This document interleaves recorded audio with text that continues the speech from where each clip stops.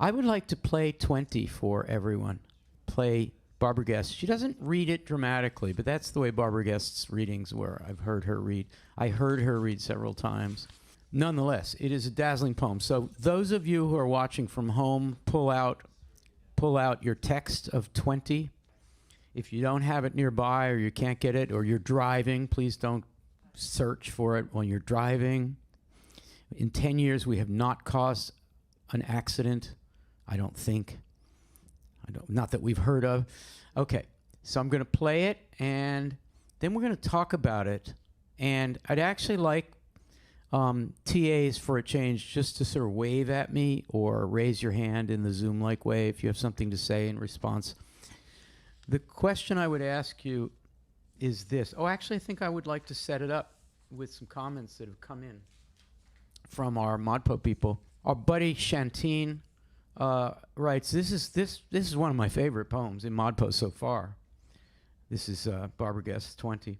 Not only does it sound so beautiful, especially in Guest's voice, and feel enjoyable to dwell in with all of its delicate and vibrant images. Maybe it's because I'm a vivid dreamer, and this type of free association is native to my mode of thinking writing, or that it's just simply so sweet. I'm in general really enjoying this week's poems that are meant to be just enjoyed. Helps put the pressure off life too. Yes, so Shantine Shantine came to my Zoom office hour this morning and was going on about in a wonderful way about the way that this poem associates digressive, non-narrative poetry with the actuality of dreams. And one more thing to set you guys up. Deb Tannenbaum created a thread called A Method for Reading This Poem. All right, here it is, and this is crucial. 1, read the poem. 2, try to understand. 3, confusion. 4, feeling sleepy. 5, play video discussion. 6, catch the first few minutes whilst falling asleep. 7, catch key phrases. Sleep is 20. What an idiotic number. 8, wake up when video has ended, having missed all but the first few minutes. 9, reread poem. 10, aha. That is so fucking smart. I love that. Okay, here's Barbara Guest performing 20. And then here are the TAs in no order, just by raising hands, commenting on it. Here we go. 20. Sleep is 20. Remembering the insignificant flamenco dancer in Granada who became important as you watch the mountain ridge, the dry hills. What an idiotic number. Sleep is 20. It certainly isn't 20 sheep. There weren't that many in the herd under the cold crest of Sierra Nevada. It's more like 20 Madison Avenue buses while I go droning away at my dream life. Each episode is important, that's what it is. Sequences. I've got going a 20-act drama, the theater of the active. The critics are surely there, even the actors, even the flowers presented on stage, even the wildflowers picked by the wife of the goatherd each morning early while I sleep under the snow cane of Sierra Nevada. Yellow caps like castanets. I reach into my bouquet half dreaming and count 20 yellow-capped heads. Flowers clicking 20 times because they like to repeat themselves, as I do, as does the morning or the drama one hopes will be acted many times, as even these dreams in similar people's heads. 20 castanets. That is one heck of a poem. Okay, Gabby, Lily, and then Jason. Okay, I just wanted to say something kind of basic, I think, but I love what this poem does about association. It really lays out how an association might work. So like for me, the best part is, I don't know if it's like the fourth stanza from the end. It's yellow caps like castanets, et cetera, et cetera. So it's like castanet, right? Flowers, bud, head are all sort of like similarly shaped. We get this sense of like an audience that their heads are all like flowers or their heads are all castanets or there's 20 of them. And it's like, you get this like where a shape kind of carries you over to different images. And so the poem is organized by almost like, I mean, what we might call dream logic, but what we also might call an association of form. And what I like about this poem is it just kind of revels in it. And it even says it, like it goes sequences, like it's like a kind of great pleasure in sequencing this way. Yes. Lily, thoughts on 20, followed by Jason? What I love about this poem is there seems to be a rejection of a heavily symbolic, like content-based reading of our dreams that is maybe more typical of what we think about, like when someone is like, tell me what you've dreamt about and I'll interpret it or I'll make a meaning out of it. She's kind of actively rejecting that, I think. Maybe it's a Freudian thing that she's rejecting, but she says, like, I've got a whole 20-act drama going with so much happening at once. You couldn't even begin to assign each thing its own symbolic or direct, like content-based interpretation. Almost kind of like why Frank O'Hara is not a painter. She's like, all I have to tell you is that I had a crazy dream with 20 sequences in it. And therefore, all of these things can be happening simultaneously. Actors, flowers, wildflowers, a goat herd, snow cone of the Sierra Nevada. Like they're all happening just because I write in the poem, I'm having a crazy dream, basically.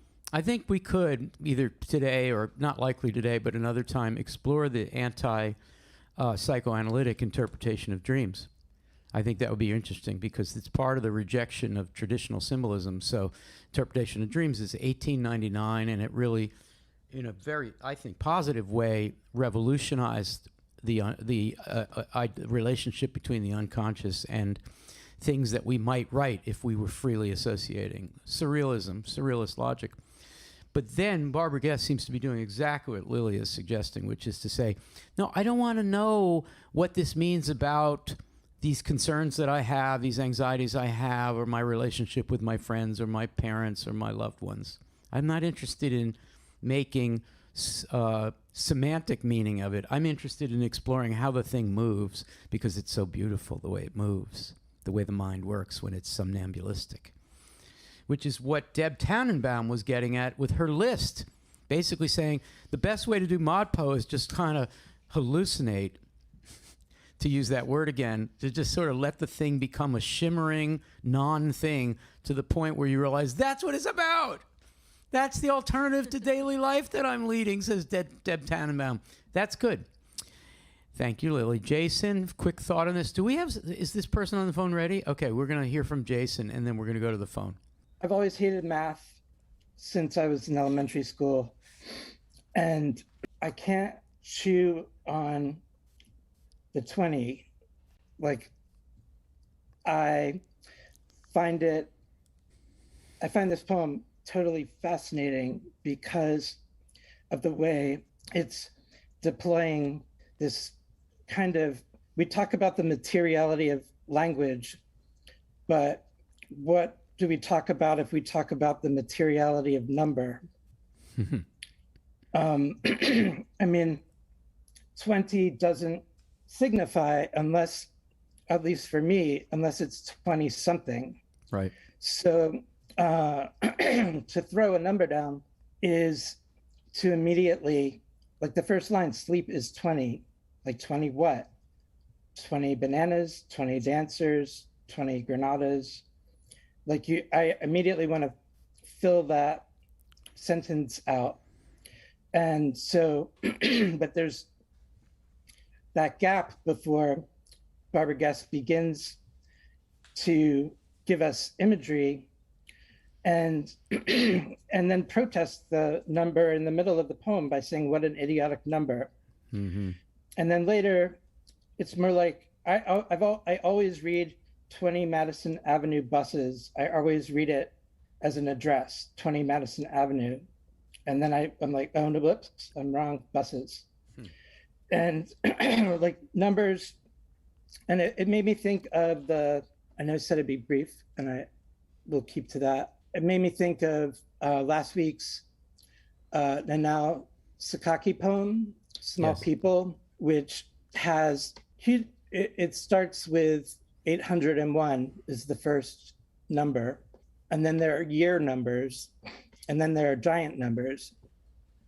But with 20, we keep coming back to this number that is, I think, a weird I think I always have had like a synesthetic relationship to digits and most numbers, where I get a color or a texture or a kind of compass point from different numbers.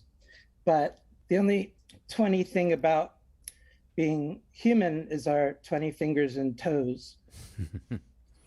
And otherwise, it is a strange and elusive thing to put in a poem. Like, she could have just as well put a postage stamp in the poem. I feel like it's something that is totally, or it makes me think of like a Rauschenberg assemblage. Like, it collides into the language of the poem in completely unpredictable, unstable ways.